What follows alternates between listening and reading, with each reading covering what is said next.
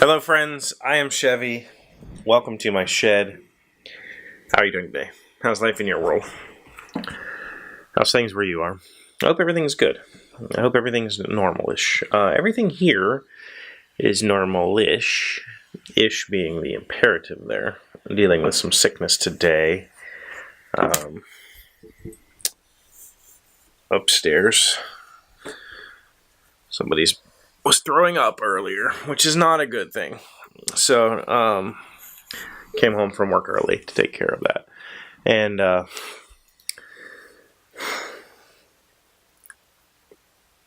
mentally, though,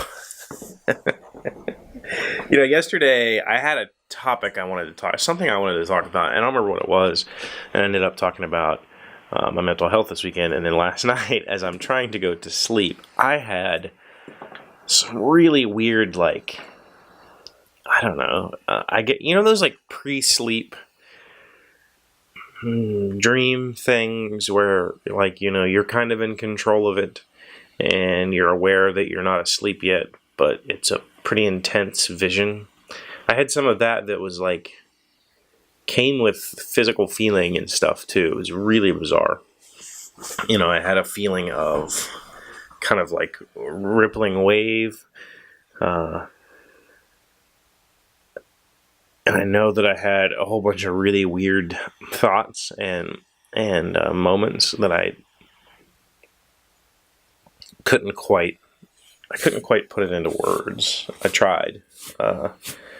I tried to explain how I was feeling, but it wasn't possible. So I know that the medication is I don't want to say to blame. That's not the truth. Is the kind of catalyst for all of this weirdness that's been happening. But man, it was definitely manifested last night in a extremely bizarre way. But Keely's at soccer, and this weekend we had a fundraiser. I think I told you that because she plays for a travel team. She plays on a legitimate travel team. We travel to all over the East Coast for tournaments. Our league is in Pennsylvania, so we travel up to Pittsburgh and stuff to play games. This weekend we have to go to Germantown, Maryland for a tournament, and so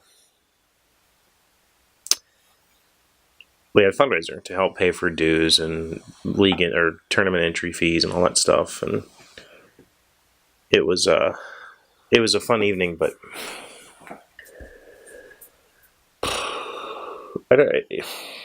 being the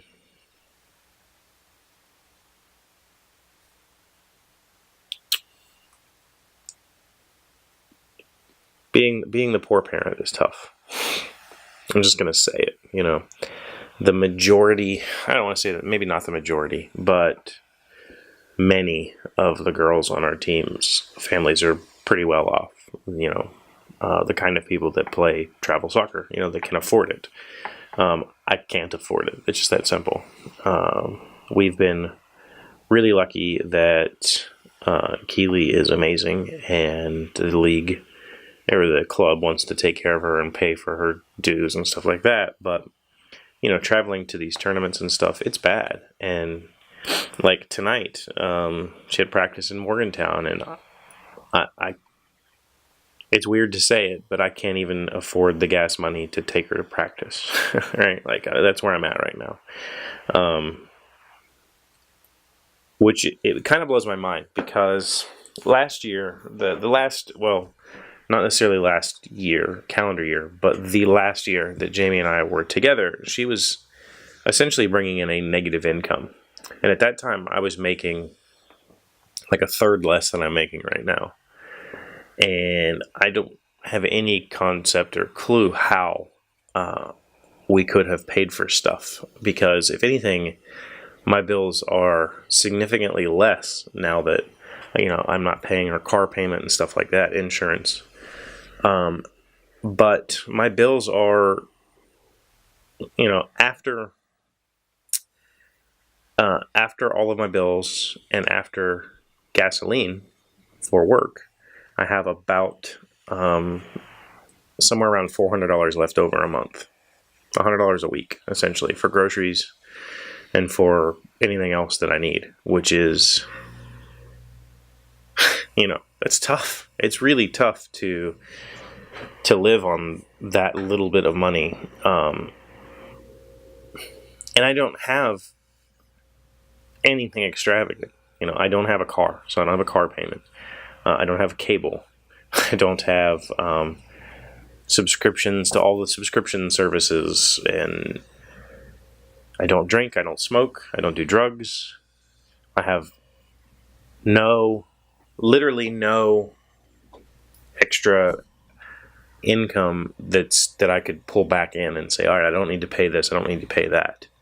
The website pays for itself. It's very inexpensive, like $10 a month or something. That's paid for by my Patreon, which is, I've never officially closed it. I was going to, and then people said no. And I make I think that there's patrons give me I get up getting like $12 a month, and that covers my web hosting for all of my various sites. So I have, I don't know how we survived for years with just my income, and we had more bills then than I have right now. And, it sucks. But that's the burden that I have to bear. And I'm doing okay with it. Thankfully, amazingly, this team that we've found has been so supportive of us as a family, not just of Keely. That a night like tonight where she has to travel to practice, somebody can give her a ride. Somebody will give her a ride, because and they don't know this. They don't know that the reason I ask is because I can't afford the gasoline.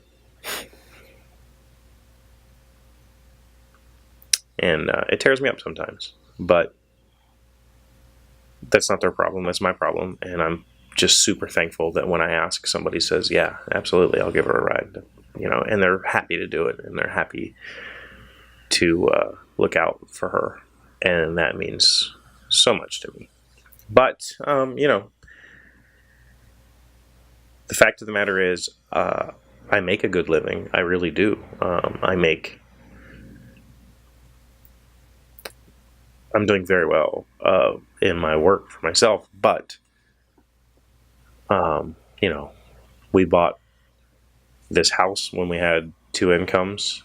This is a brand new construction house. And as a single dad, living alone, it's a burden. It's financially, it's tough. But I'm working on it. I'm figuring it out. And that's part of the reason why I stopped the medication. The medication really took the pressure off of me to be able to pay for things. Took that anxiety that comes with, oh my God, I don't have enough money, away from me. So it didn't matter to me. Okay, whatever. I can't afford anything. And I would like to be anxious about that, so that I can start correcting and start course correcting. One of my goals is simply to double my income within 5 years. That's a serious goal of mine, and I'm working towards that. A lot of that comes down to me furthering my software development skills so that I can create more personal value, so that I can, make either better software that is more financially useful, or a different. I don't want to say a different job, because I don't feel like I'm not using this job as a stepping stone. I'd like to stay here. I like the stability of it. It's a state job, and there's a lot of stability that comes with the insurance and retirement with a state job. But damn, not having the full blast of medication in my brain has really brought a lot of this stuff to light for me. Oh wow, yeah, I'm screwed, and I have to figure it out. But I'm getting there, and I'm not scared. I'm anxious, but I'm not scared, and I'll figure it out, and I know I will, and it'll make sense, and I'll be much better for it. So that's what I have for you today. Thank you for being here as always. Thank you for liking, commenting, subscribing, being really amazing people, being great friends. I really appreciate you so friggin' much. You're a major part of my support group, and I'll see you tomorrow. Hey, Doc, wait! I want to ask you something. Today's fact comes from Lutosa.com. Why do they call French fries French fries? For the name French fries, it is alleged to come from either the Irish to French, meaning to cut, or from the American allies who, when they landed in Belgian Ardennes, tasted our incomparable fried potatoes and called them French fries.